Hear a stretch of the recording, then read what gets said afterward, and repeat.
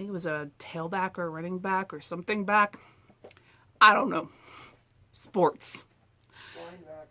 Was it? Yeah, he was a lineback. Would you like to jump in here on this, or? Nope, you're good. You sure? I love you.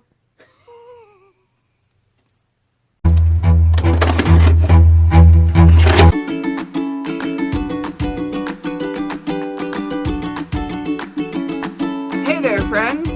I'm not Graham, but this is still Surreal Cinemas. I think. Welcome to my very first Wife Pick Wednesdays. If y'all don't know me, I'm Tay. I am Graham's wife. I've decided to help out on his channel because, well, let's just be honest, he begged until I said yes. So today I am going to give you my take on a movie that I watched, and I will do this every Wednesday. I'm not very good at this. I will get better, I promise. Today's movie is The Blind Side with Sandra Bullock. I have seen it before. I absolutely love it. I watched it on Netflix because, lo and behold, it's one of the very few movies my husband does not actually own, which will be fixed. He will get it because he didn't realize he didn't own it. Okay, so I am going to be reviewing this movie not in line with football, because sports. Yeah, no, not me. I'm not a sports person. Instead, we will be taking a look at this from the family perspective, specifically from the foster family perspective. It is something that Graham and I have a personal, in-depth knowledge of, as we were foster parents for 12 years. So this movie starts off with Michael Orr, and he gets into this private school, this religious private school, on the hopes that he will be able to play sports, specifically football, which is probably the sport I know the least about. I know a little more of hockey than I do of football. He ends up getting kicked out of the place he's been staying, which is on the couch of another guy who got his kid into the same school. And so he's been staying in the gym after school because it's warm. Now this family finds this out and they decide to take him in for the night. Now, it's really interesting the reaction the mom has, Sandra Bullock's character, in him staying the night. She is worried about it being safe. She is worried about things going missing. And as a foster parent, I can tell you that those are real concerns when you take in older children. Not that Graham and I had anything worth stealing when we were foster parents, but it is a real concern when you have children in the home already and you are bringing in complete strangers. And the way that she laughed it off in the morning was, I think, genius. Because if you let it sit there and fester and eat at you, then this is work that you can't really do. So she tells her husband that if he hears her scream, then he needs to call the insurance adjuster, which I thought was funny and accurate. So she takes him to go get his clothes after a few days when she realizes that he doesn't really have very much. And that is an accurate depiction. We've had kids come to us with absolutely nothing. We've had kids come to us with clothes in trash bags. Very rarely do we get a kid that brings a suitcase. But we make sure that all the kids that came to us left with proper clothes and proper suitcases or backpacks, depending upon their preference. So she takes him to the place that his mom used to live. And it is not a nice neighborhood. And this is the first time that you get to see Michael really interact with Sandra Bullock's character. He pulls her back into the car, closes the door and locks it, and he tells her to stay in the car. Now, Graham and I have never really had many older foster kids. We took mostly younger ones, so we've never really had that kind of reaction from our kids, but I can imagine coming from Michael's perspective.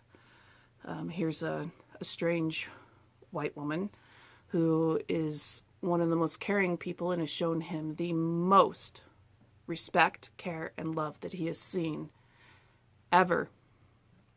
And so he's going to protect her all the time. And that is important later in the plot. The cinematography of this movie is absolutely stunning. It was done beautifully. The storytelling was done phenomenally. The fact that this is a real story, it is a true life story, is also phenomenon. The jokes are subtle. The humor is sometimes a little too subtle. It could be a little more plainly stated, but it is funny nonetheless. Like when Michael and SJ are in the truck and a song comes on and Michael is surprised that SJ knows it because it is a predominantly hip-hop song.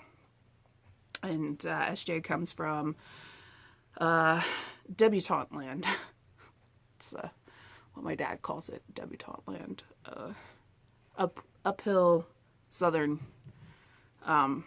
So that was hilarious, but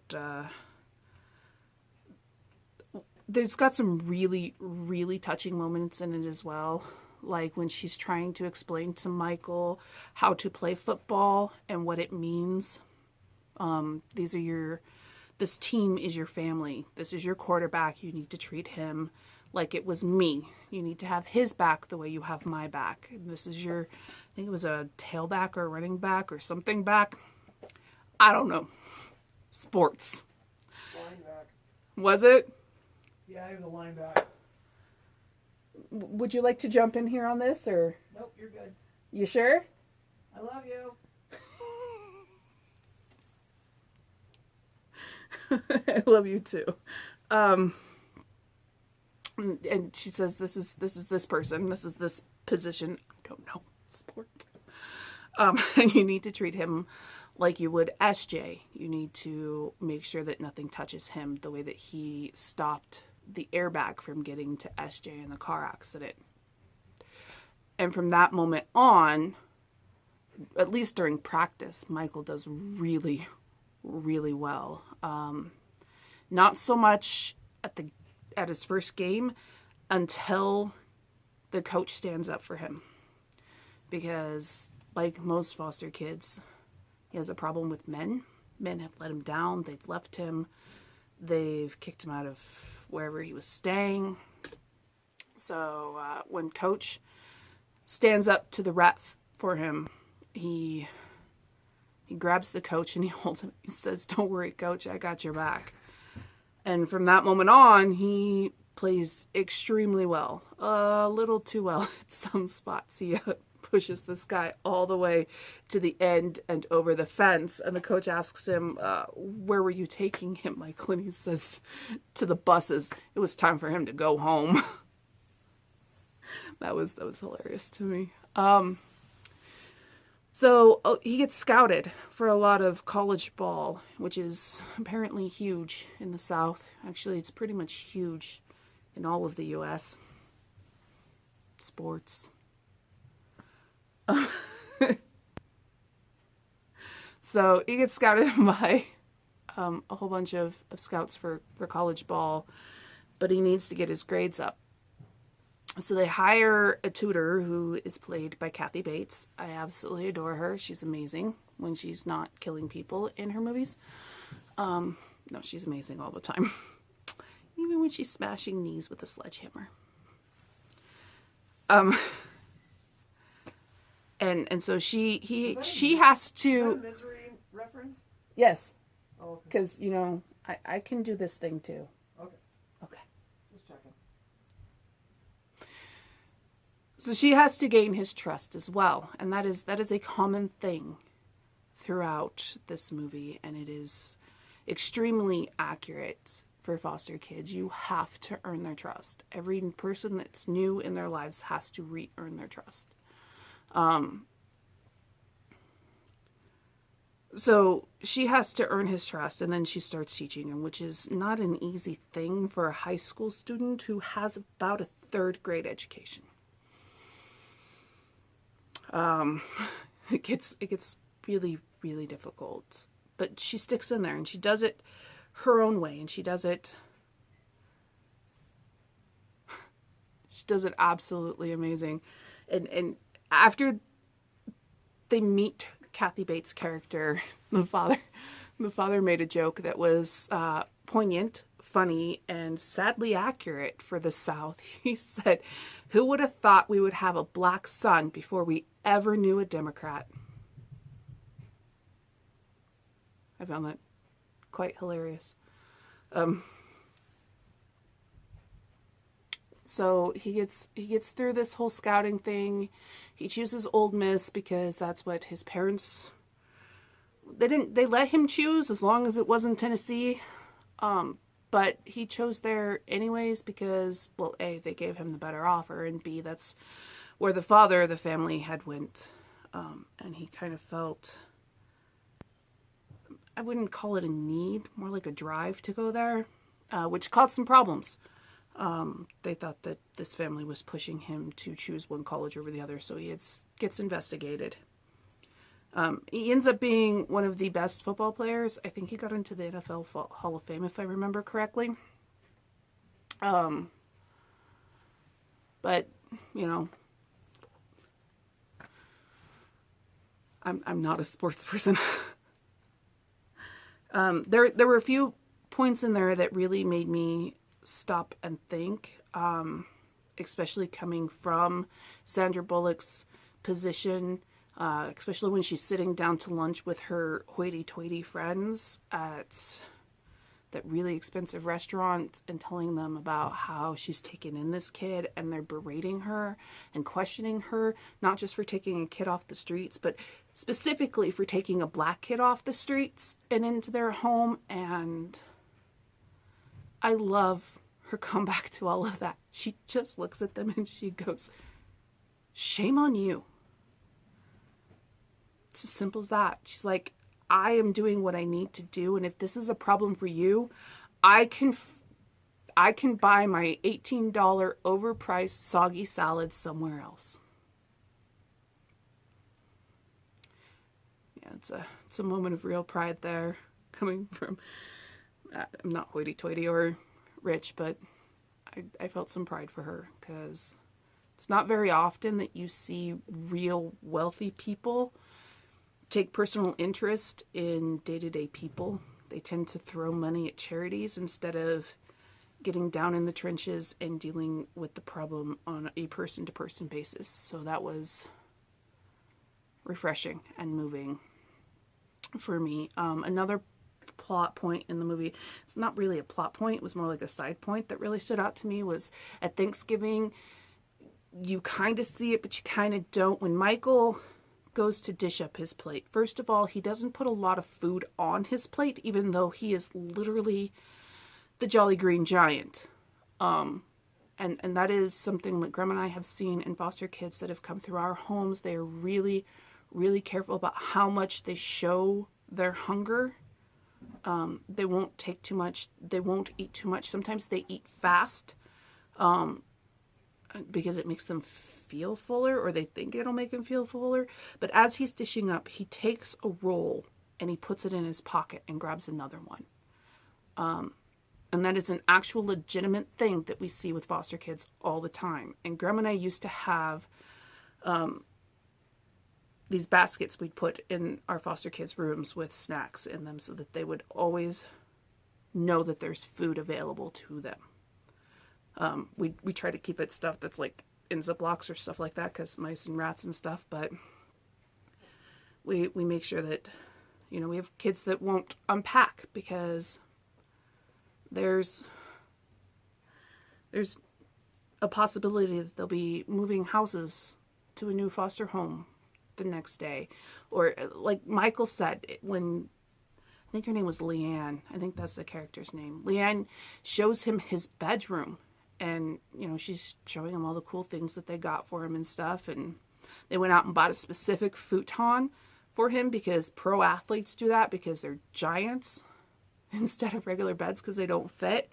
And Michael is standing there, and she stops, and he's not saying anything. And she looks at me, she goes, "What?" And he goes, "I've never had one before." And she looks at him and she goes, "What, a room to yourself?" And he looks at her and goes, "A bed?" And you're sitting there going, "You've never had a bed? You've never slept in a bed?" Yeah, it's kind of moving, and it made her cry. It made me cry. Made Grim cry. Grim cries a lot. Grim cries a lot. I did not cry. He did. He cried like a baby. It's a really, really good movie, even though it's about sports. I love the family dynamic. The daughter is kind of uncomfortable at first. She gets a lot of mean comments from her friends at school. That's another thing we see a lot with foster kids. Some just because they're foster kids, and in some cases, like this one, because they are not just a foster kid, they are a child of color. As Leanne puts it, he is a fly in a sea of milk. And she warms up to him, and then they go to ask him if he wants to be a part of their family. And he looks at them and goes, "I thought I already was." Made me chuckle. So it's a really good movie. I think it's one of Sandra Bullock's best movies. I love Kathy Bates in it. Frankly, I love all of the actors in it. It is phenomenally done. Like I said, it's got lots and lots of humor. It is quick and whippy, and it's based on a true story. And it both moves and breaks my heart at the same time. So I highly recommend it if you haven't seen it. And even if you had, I challenge you to watch it again from the perspective of a family instead of a perspective of sports. Because it takes on a completely different meaning when you look at it that way. Anything else to add there, Nosy? I'm just trying to produce this thing for you, that's all. You're doing a fantastic job. Keep up the good work. All right, you guys. So that is my take on The Blind Side. I loved it. And yeah, I will see you all next Wednesday. Doodles.